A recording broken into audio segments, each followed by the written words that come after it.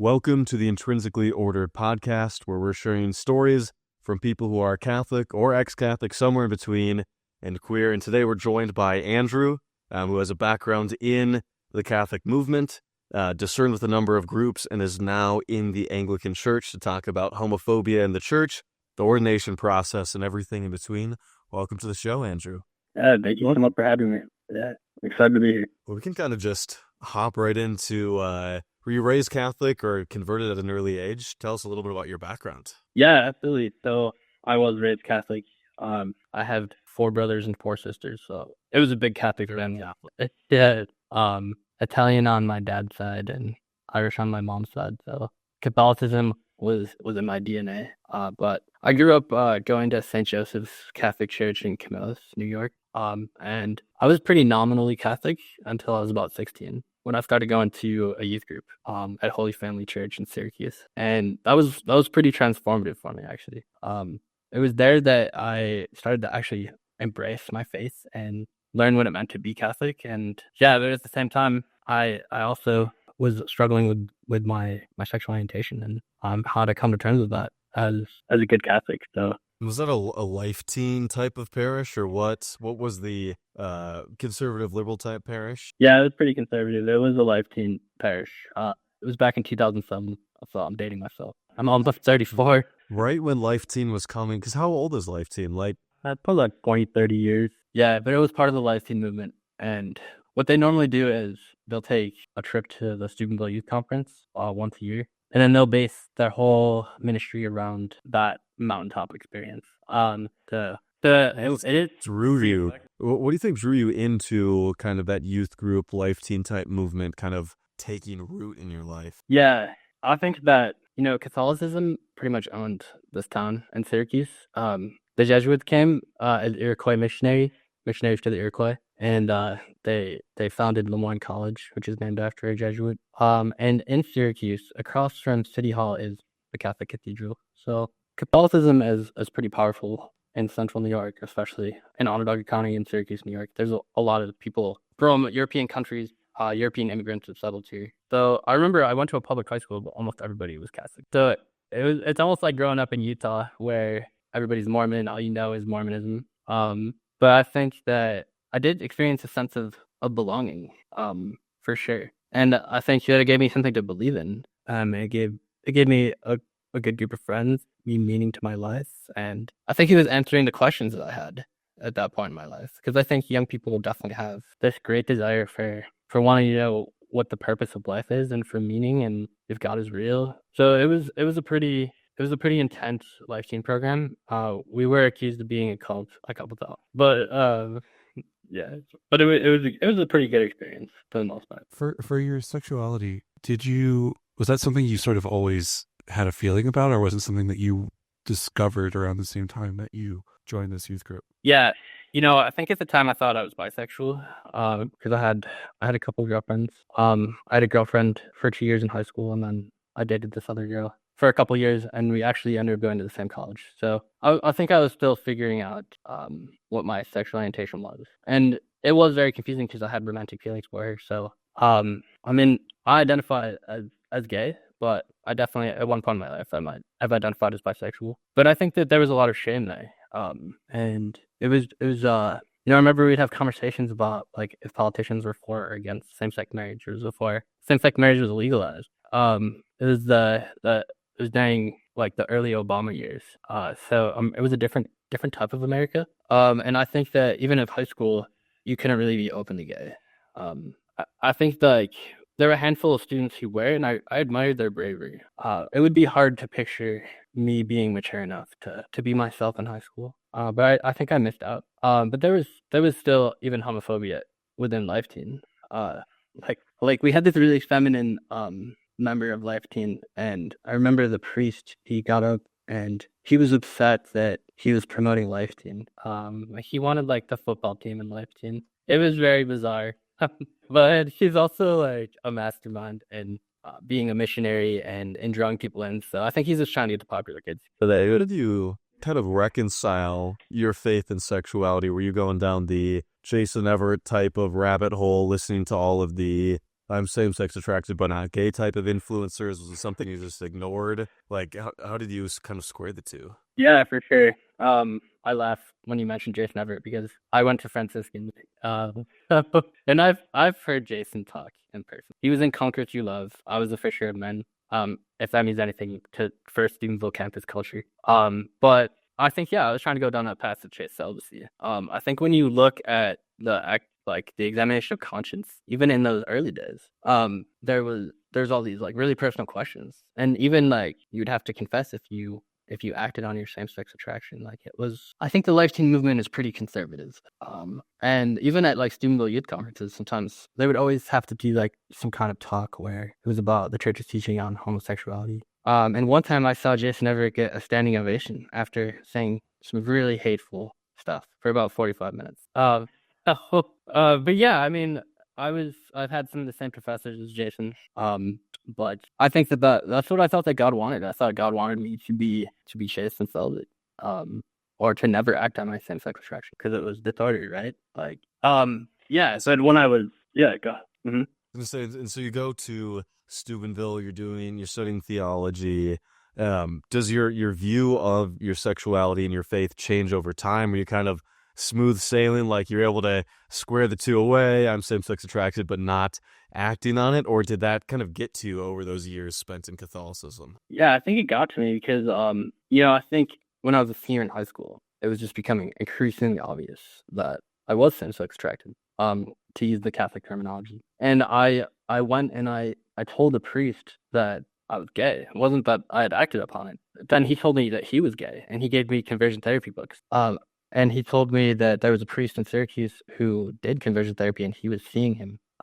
So I felt like I couldn't tell my parents. I know I was 18, but I was still in high school. So, and looking back, he would spend a lot of time alone with me and just totally blew past like safe environment protections. But I mean, I was pretty angry once I realized what he had done, because I think I was really young and impressionable, and I definitely had created that shelter around myself. Like I was naive by choice, and I think these books were really toxic to my happiness, my sense of self, my self-esteem. And the problem with them is that they're very seductive if you are looking for a reason, because they talk about things that could apply to any young man, like issues with your father, or not believing you're like manly enough, or having a male inferiority complex, or there's so much that I think a lot of men experience growing up that they draw from. And there's this whole movement called like the National Association of the Research and Therapy of Homosexuality, which is now defunct and disbanded. But I read some of those books, and they were actually pretty terrifying. Like the number of lives that were ruined by the ex-gay movement is not negligent. Like it's a pretty significant number. And I'm proud to have survived that. But I think at Franciscan University, because I sensed this call to be a Catholic priest, I wanted to honor that and to be respectful of it. And I thought that it was neither here nor there, because I wasn't going to act on it because I was going to be a Catholic priest. Some of my friends and my family knew I wasn't going to marry a man or a woman at that point in my life, so why would it matter, right? But I do think that, Pope Benedict talked a big game about ordaining gay people, and there was like a pastoral directive, right, that they shouldn't ordain gay men to the priesthood, which is really discriminatory, I think. If someone is committed to a life of chaste celibacy, you should allow them to be a Catholic priest, as long as like everyone can control themselves and live their life with honor and integrity as a priest. There's no reason. I mean, the Jason Everetts of the world love to talk about how being same-sex attracted isn't a sin, but then you start looking like, but people are going to look down on me. I can't become a priest. Really, what I should be doing is reparative therapy, which is just how would you explain conversion therapy and what it's like to go through it to somebody who's straight or just has no concept of what it's like? Yeah, absolutely. So when I was 19, about to turn 20, I applied to the Order of Friars Minor Conventual. They have a presence here in Syracuse. Every religious order is invited into a diocese by the Catholic bishops. So I think they've been here since the 1800s. They have the Franciscan Church of the Assumption, and it's meant to look like Assisi and the skyline of Syracuse. And it's in Little Italy, which is very small. That's where they were based. So when I applied and I did my psychological evaluation, because they do that for applicants to the priesthood, they want to know all your business and and they just want to make sure that there's actually a canon against ordaining people who have mental illness, which is shocking. So I think that they're just checking to make sure that you don't meet the criteria for serious mental illness. But his name was Father Jeffrey Keefe. He's now gone on to his reward. He was pretty old back then too. He was in his 80s. And he insisted that, he was like, yeah, I mean, we can let you in, but I want you to do a year of conversion therapy with me first. And he was the person that the priest who gave me the conversion therapy books was seeing. And, I think that they try to present it as like a really rational, like there are no gay people. Same-sex attraction is a symptom of your male inferiority complex, and you can overcome that. If you lean into your connection with other men. But having studied a little bit of mental health, I've seen that a lot of what they were describing is like borderline personality disorder. And they were trying to say that all gay men had borderline personality disorder. They all had abandonment issues, and they seek out what they feel like they lack in another man. And I mean, it's embarrassing that I fell for it, but the world was a different place back then. And I think that I really wanted to be a Catholic priest, so I was willing to do whatever it took. And I also, it met my worldview at the time. So I ended up doing conversion therapy with this guy for it was about a year, but nothing happened. Nothing changed. And in fact, at the end, it was watching YouTubers, that kind of gave me strength and hope and helps me to realize that it's okay. And that God loves me as I am. And I just met some really incredible mentors, and yeah, I feel like there's a lot of activism work I want to do around conversion therapy. I don't know if you've ever seen the movie Boy Erased, but it's it's an amazing movie. So I'm curious. This conversion therapy that he was doing, was it sort of like the Nicolosi style? Yeah. Okay. Well, yeah, he was on phone calls with Nicolosi. They were on a first-name basis. Wow. Yeah. There's videos of Father Keefe talking at Courage conferences. He was really, and he would meet with the Courage group. So it was pretty controversial. No, I've never been to a Courage reading. I don't know why, but they were at French Christian University, but they were off campus. It was Alcoholics Anonymous, which looking back is pretty comical, I think. That's often how it's framed. I remember growing up, my mother framed having SSA as basically being an alcoholic. It's just some sort of deficiency in your sort of desires that you need to learn how to suppress because it's just bad for you, So I think that comparison is intentional.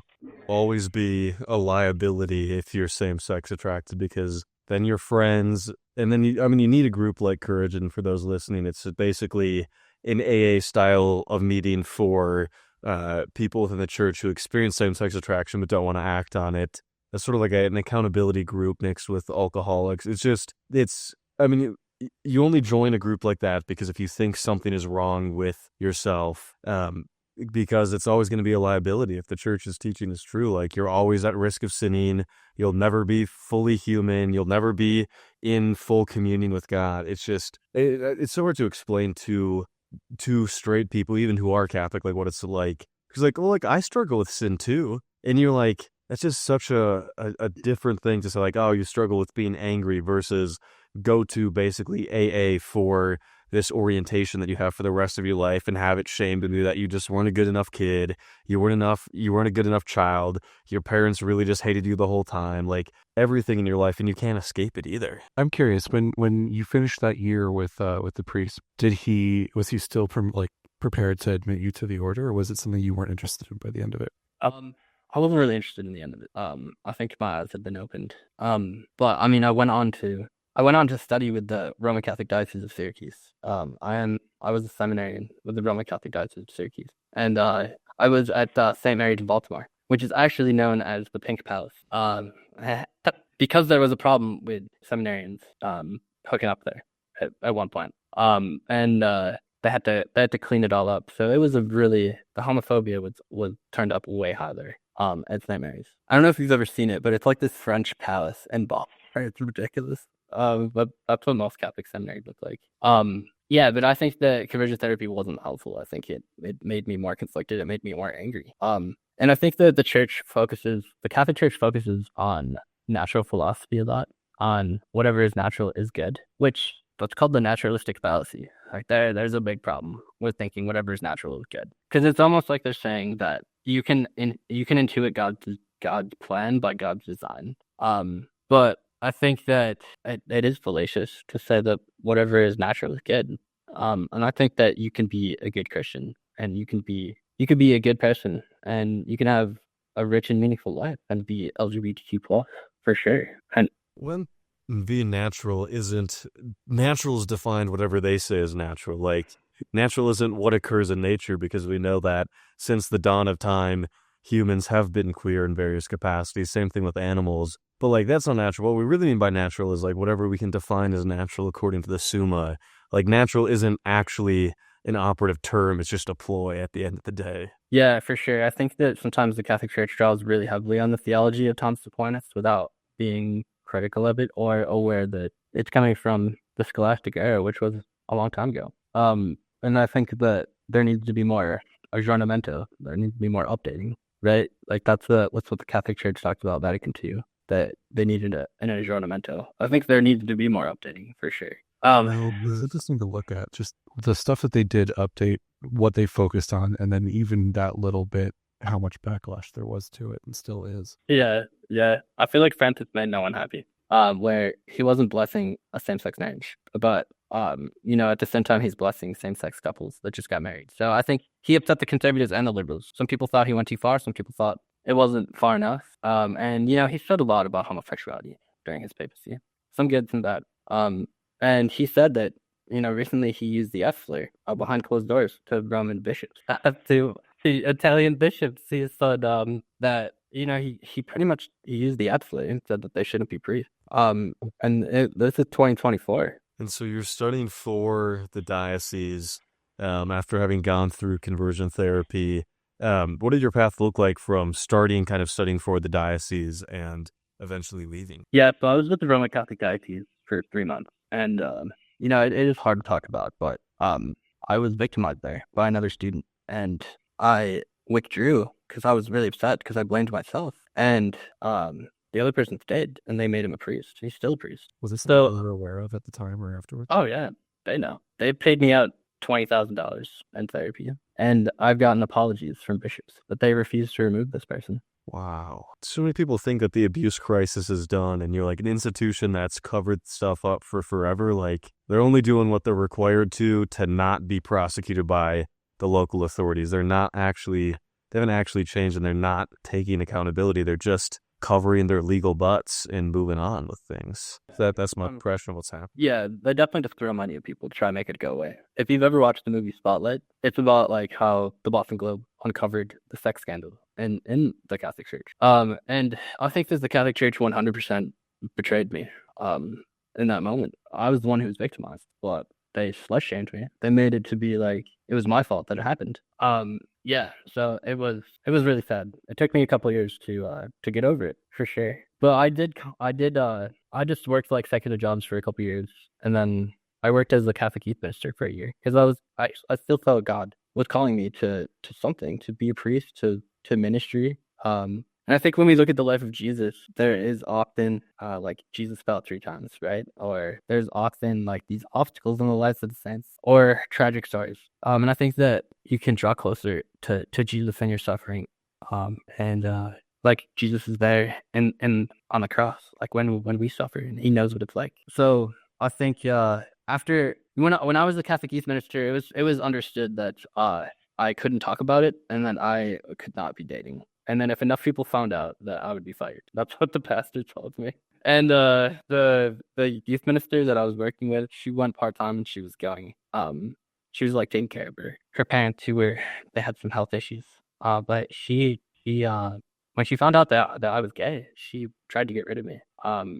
It was the homophobia was really shocking. Like sometimes I'd have to sit and listen to the Catholic parents be like, "Oh, well, it's a sin to be gay," or like, "I kicked my son out of my house because he's gay," or I just felt like I couldn't fully be myself. And I think that was the final straw, because in those couple of years between being in the Catholic seminary and being a Catholic youth minister, like I came out of the closet, I started dating, and I lived my life publicly as queer. So I had to go back into the closet to take this job. And it was 800 miles away. I was living in Syracuse, New York, and I moved to Winston-Salem, North Carolina. Nobody knew who I was. And I think that's always a blessing, because the prophet is never welcomed in their hometown, right? Except But after a year of living what would be the life of a priest, like living alone, not dating, working at a church, I just realized like that this isn't gonna work out for me, and I don't want to listen to hate speech and just have to be silent. Yeah, and when I moved back to Turkey, so I met them, and we became Episcopalian. I'd love to hear more about. Yeah, I was going to say that transition, like that. I'd love to hear how that went. Like, what was there sort of a intellectual deconstruction of like the claims of Catholicism, or was it more of like I can't do this, and I still feel closeness to God, and I feel like I can find that in the Episcopal Church. Yeah, my plan was always when I was Catholic, I was like, I'm just gonna get married in the Episcopal Church, and then I'm gonna be Catholic again. That was my plan. But that isn't what happened. But I found an Episcopal church that had a he was a Catholic priest, but he got married.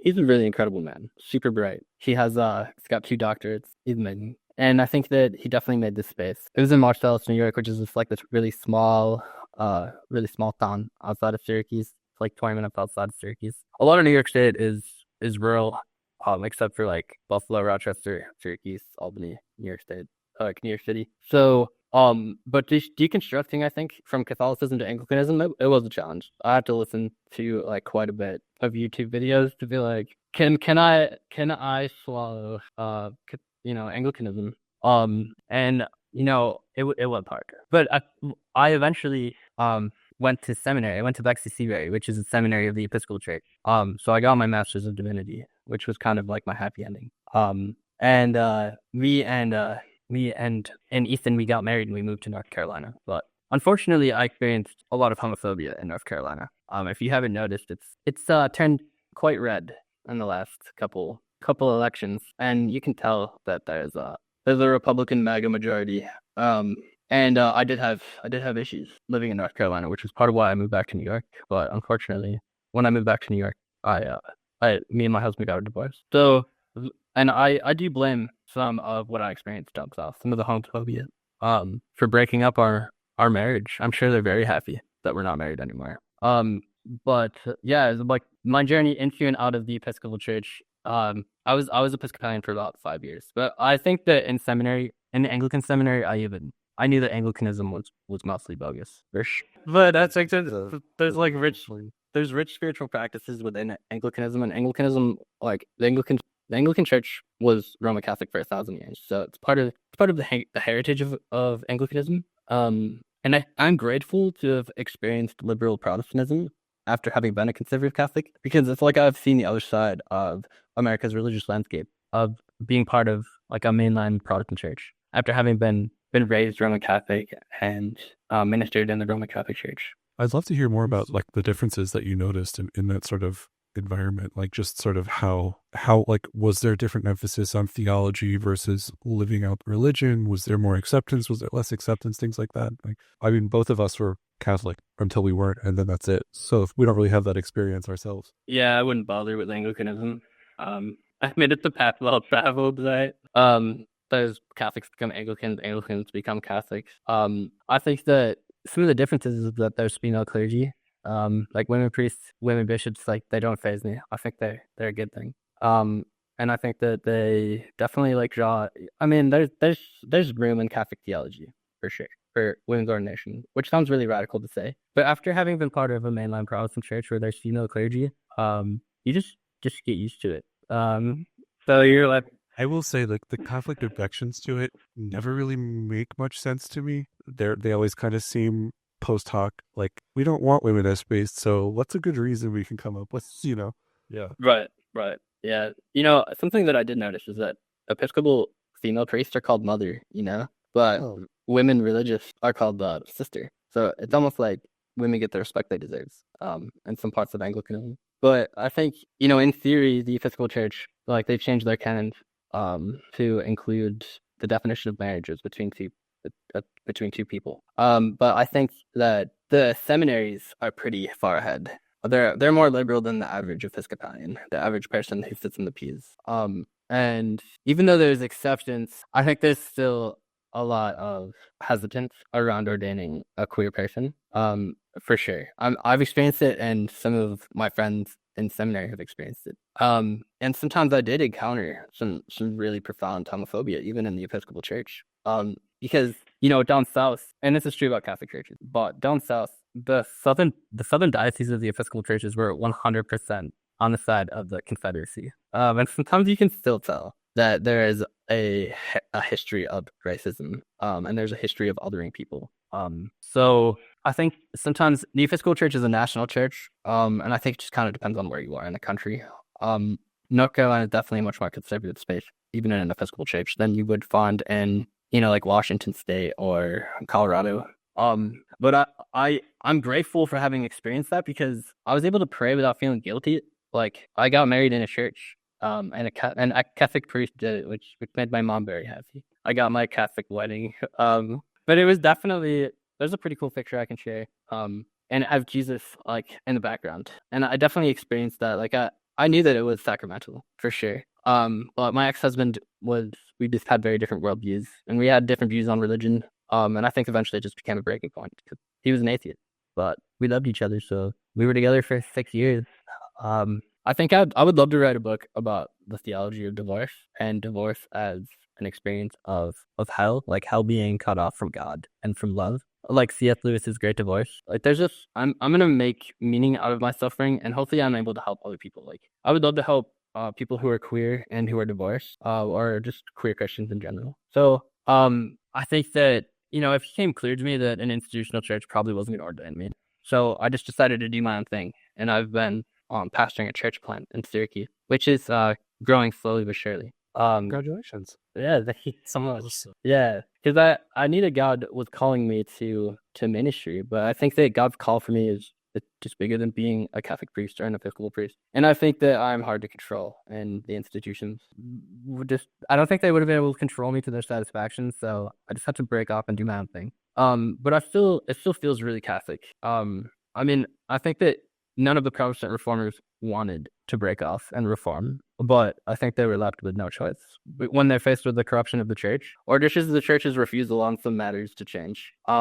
So even though I used to despise people like Luther and Calvin, and King Henry VIII, like sometimes I draw from them for inspiration. Like there was some really incredible ideas that happened during the Protestant Reformation. And I think sometimes there's like a caricature that's presented within traditional Catholic circles about what Protestant Christianity is. But I still I probably would identify somewhere in between Catholic and Anglican.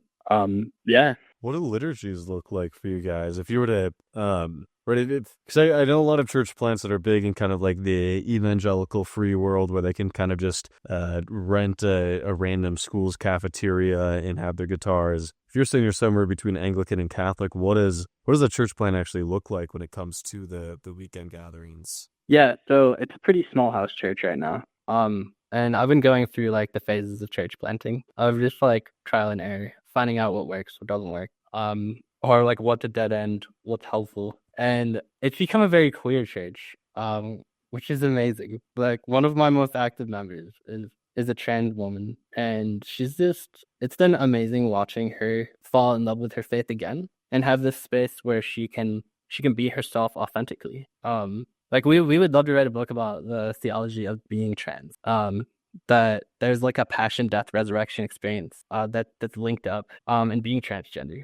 But to answer your question about, like, it's pretty liturgical. I've been formed in liturgical traditions, like in the Catholic and Anglican tradition. It's a hybrid, I think, between like the Roman Missal and the Book of Common Prayer, with a couple tweaks here and there. I mean, would I like to have apostolic succession? I would.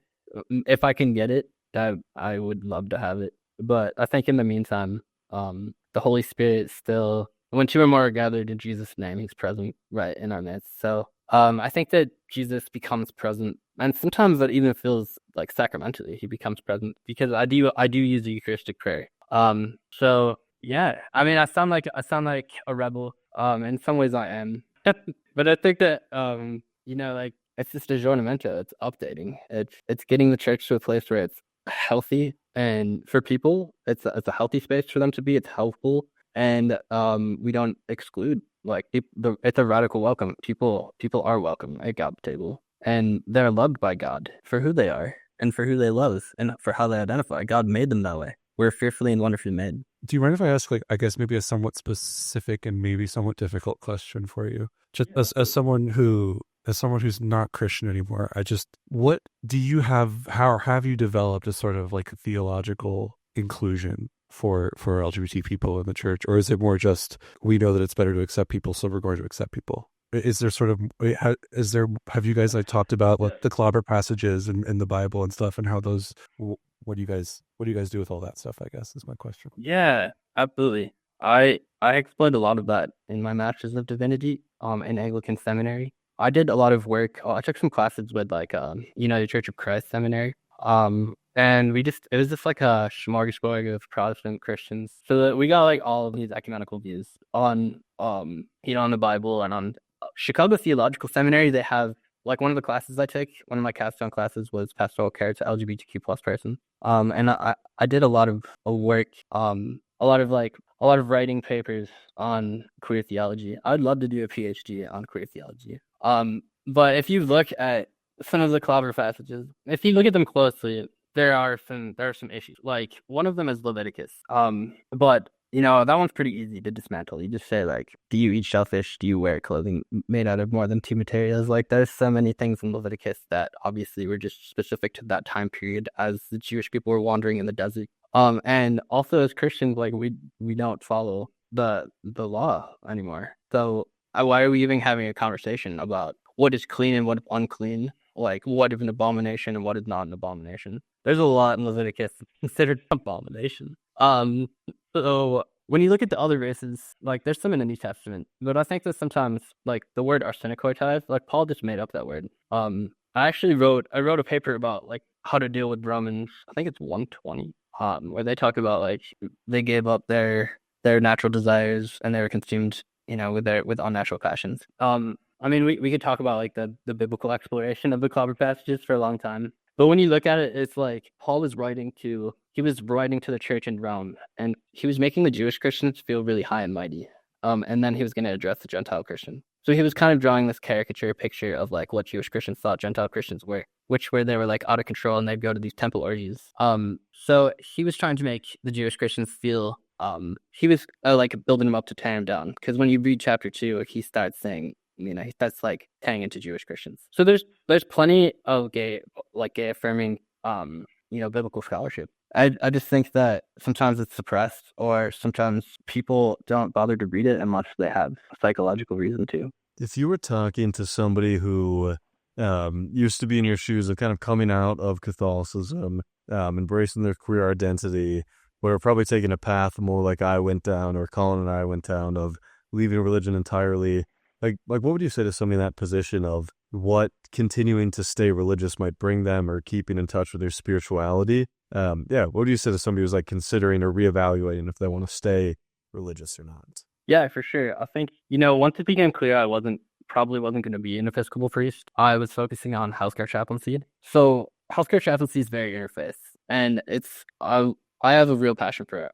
psychiatric chaplaincy. Like I got to work on 2 psych floors, so my degree in philosophy became useful because people would ask big questions. They'd be like, well, why did this happen to me? Or like, what is the point? And sometimes, and it came from old people, young people, straight people, queer people. And I think that I saw as a chaplain how much strength people can draw from spirituality, and that believing in a higher power in an afterlife, and then that your life has a purpose. It is helpful. It does help people get through hard times.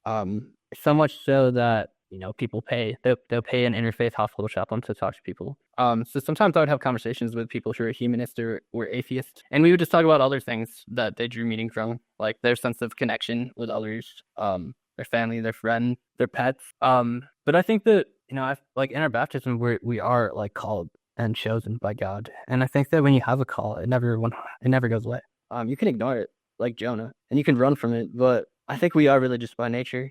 Like we do definitely have a capacity for the divine and for something greater. And I think that a lot of people have been made to feel unwelcome in Christian spaces, and it's really sad. And I hope that my church plant can bloom into something that's helpful to other people that are queer, or people who've given up on religion and spirituality, or people who just need a place to belong and need to experience like human kindness and welcome. And I think that a lot of queer people, they live their lives on the margins. And I think that those were the type of people that Jesus was drawn to. Like, Jesus was always with the prostitutes, the tax collectors, with the social outcast. And I think that Jesus would have a special charism. I think there would be definitely a special... I could see him going to a gay bar or spending time with queer people. For sure. There's a lot of good poetry about that, actually. Yeah. Oh, and you were asking about like the Bible and like the case for like queer relationships. Like King David was bisexual. Like if you read what he had to say about Jonathan, like my love for you has been great, far exceeding my love for women. Like sounds like Jonathan, like King David himself was bisexual. I love the apologetics of Catholics trying to like walk back these like clearly romantic passages, and you're like, no, like yeah, my love for you surpasses woman is like, it sounds like more than just some friendship there, dare I say. Yeah, for sure. I think that running in Protestant circles for a while has helped me to view the world. I can view it through the Catholic lens, but it is becoming more strained. And when I talk to my Catholic friends, I'm like, oh my gosh, that's what you think? Not that I'm like judging. Sometimes I'm shocked, and sometimes I forget what my worldview used to be. But I'm still pretty young. Like, I'm 33, and I hope I have a long ministry where I can help queer people like me. And something that I'm big about in my activism work is that it never happens to another person, right? Like that we leave the world a better place, and that gay people or queer people can like not get fired from their jobs. They can get married in a church. Like some things that helped me a lot was every time you think about homosexuality, you should just replace the word heterosexual or heterosexuality to check for prejudice, or to check like, is this being viewed through a lens of heterosexism? So you got a long ministry ahead. You're kind of talking about this hope for the future. In a certain sense, maybe it sounds like you sound triumphant and hopeful for the future. First, when you started your story, it sounded like there were some really dark points. Like, what does it feel like to be on the other side of this? Obviously, like things never completely go away, but what does it like to kind of have this hope for the future, have your sexuality and faith reconciled? Do you have a lot of hope for the future? Yeah, I think I do. I think that there's always an Easter Sunday on the other side of a Good Friday. And I think that God allows us to go through certain experiences that are painful. Hopefully, that we draw closer to God in that experience, also so that we can help other people and we can make the world a better place. Or that we can affect change. Like something that really struck me in seminary was like this idea of prophetic ministry. Like the prophets usually had a pretty annoying message that made people want to silence them or kill them or stone them or throw them in a well or in a land. And like usually it was a message that people weren't going to receive well. So I mean, I'm aware that my ministry hopefully will be prophetic in some ways, where it calls out the powerful and it calls out the status quo. And something that like I really fell in love with the Hebrew Bible as a Christian in seminary, and something that God like constantly talks about in the Hebrew Bible as justice. And God cares about the poor, the marginalized. And I think that the prophets often got really angry when the poor and the marginalized were being mistreated by the powerful. If you read the Hebrew Bible closely, and I think that queer Christians are just another marginalized group of people, and it's really shocking because a lot of Catholic priests are gay. Are probably at least half, maybe 75%. So I don't know why they're not out there advocating for human rights for queer people, or why they aren't trying to create a space where... I think it's fear, largely. Yeah, for sure. I could see that. Yeah. I have the same reaction. Like the more, especially the more people I meet, the more people I talk to, you realize how prevalent it is. And in a way, because of the silence around everything, there's this fear. But if everyone who was gay and like a priest and part of the hierarchy of the church just came out and said, I'm here, this is who I am, I think things would way better, way faster. And so it's like the fear is really keeping everyone back. I think we could make... sorry, go ahead. I was going to say, Colin and I have a few people who've reached out who are currently priests who are leaving. And it's like, if y'all just unionized and went on strike, like we could get this changed to the Vatican real quick, because they're hurting for priests, and to have 50+% of them say, hey, we want some treatment. We don't want this culture of silence. We want to be able to live our lives. And even if we can't officially change church teaching, this culture of silence and abuse in the priesthood among priests is just like, there's a lot of people who've been hurt but it's hard to be the first person to stand out. But I think if everybody was able to talk and realize like, oh, like we're all in this boat together, let's make a difference. I think people would listen. Yeah, I think so. I think it's a shame that more priests aren't openly gay. One of the few openly gay Catholic priests in the country is in Syracuse, New York. I've never met him, but he seems like a pretty cool guy. He came out like in the early 2000s, and it was very controversial when he did. But most of the priests that are gay that I know would not talk about it publicly. I think that the church by nature is a very conservative institution. It's trying to keep things the same or maintain the status quo. And the church also moves very slowly on matters. Like, we don't even have women priests yet. Women have had the right to vote for 100 years. So sometimes the church takes time, like, catching up on cultural issues. Like, is there an equal place for women in the church? Like, maybe when we get there, we can talk about an equal place for queer people in the church. Like, it's going to be baby steps for sure. But what's cool, I think, for my church is that I don't have to wait around for the church to change, because it might not in my lifetime. I can just enjoy the fruits of the Spirit and God's grace and God's goodness and God's love and be comfortable with who I am, right here, right now. And I'm grateful for the Episcopal Church for helping me see that. Yeah, like the church's teaching on marriage, like it has evolved over time. Like, let's be real. Like the Bible has polygamy. The Bible endorses concubines. The Bible had a very expansive view on what marriage is. The Old Testament doesn't even limit male sexual activity really at all. Yeah, exactly. And I think that the church and state being intermingled is part of why the church is so invested in what marriage is. But marriage really is a civil institution, and sometimes they'll be like, oh well, the nuclear family is important, but I don't think you're hurting. Like, I hope I adopt one day. I would like to adopt, or foster, or, well, God forbid, use in vitro fertilization to start my own family. I think that hopefully in 100 years, people will look back with horror on how queer people were treated. And I hope that there is change. But just like how we look back on civil rights for African Americans, we can look back on how queer people were treated and how it wasn't okay. But I think that, unfortunately, just like racism, homophobia will never leave us. There'll always be oppression in some form, because minority groups, sometimes, unless the powerful endorse them having rights, their rights can easily be taken away. There's a lot of people who are sitting around and waiting for the church to change, and I've talked to a lot of people who stay Catholic, and it's like, I think staying religious isn't can be good in many ways, but like, don't wait in the Catholic Church to give you permission to live your life, because will the church change one day? Hopefully, but that's going to be a long road down the line. Like, I love what you're doing you can incorporate spirituality and religion into your life, but you're not waiting for somebody to Rome to give you permission to help people. Like, I think religion can be important to a lot of people, but I don't get this, like, I'm going to sit around for the Catholic Church to formally give me permission to help people on their journey and accept themselves and live their lives, because it's not going to happen right now or in nearly enough time. Oh, for sure. No, I totally agree. The last time I talked to a Catholic priest, he told me I was excommunicated. Like, oh, good. Right? Well, I'm Technically, the house is state. Isn't that the for several reasons, I'm excommunicated.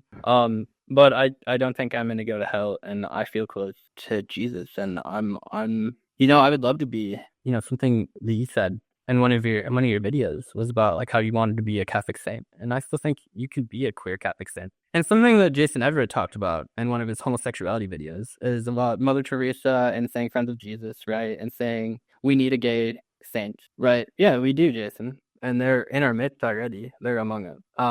But I think that the church has to make room for everyone. It's supposed to be, sometimes the church fathers call it like the Noah's Ark, like the church sailed through the sea of time and through history, and we are supposed to haul everyone we can aboard the ark. And I just don't think that God's grace excludes. I think that when you look at the Bible and when you look at God's covenants with humanity, that they have always been expansive. Like, Adam and Eve was with a married couple. Like, Noah was with a family.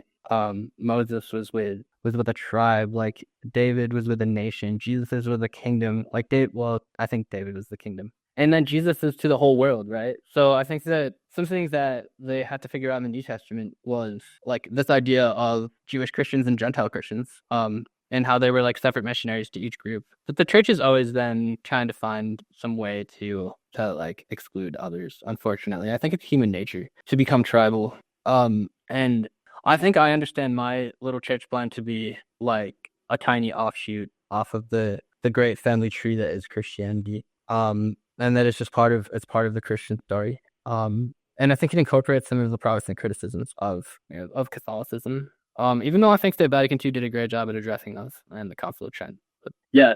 I got one last question here, but Colin, anything else that you wanted to talk about? No, go for it. I was going to say there'll be people listening who are reconciling their faith, who might see God in judgmental light. I don't know if you want to end kind of praying for, or for somebody listening who's wanting to stay religious, for the grace to accept themselves in a certain sense. So we could kind of end on that note, take a minute or two to, if you're comfortable praying over somebody who might be listening. Yeah, absolutely. We can pray. Let's pray in the name of the Father and the Son and the Holy Spirit.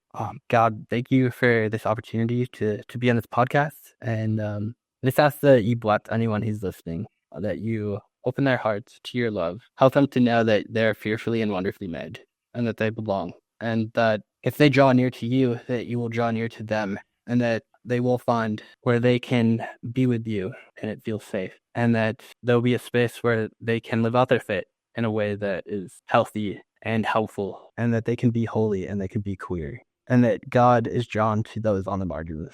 To be holy is to be othered. So Jesus, I ask that you come into their heart in a special way, and that you be with them, and that you fan into flames their faith, even if it has gone out a little bit, that you send your Holy Spirit to help them know the Father's love. Amen. Amen. Thank you for being on the podcast. Is there any way that people can get in contact with you if they want to stay up to date with your work or talk to you directly? Yeah, absolutely. So my little house church has a website. It's called theundergroundchurch.org. You can find me there. My contact information's there. Information on my services, and I will also be releasing some YouTube videos and some podcasts and some recordings of my sermons. So check it out if you're interested. Awesome. Well, thank you for being on the podcast. Yeah, thank you so much, guys. Thanks for having me.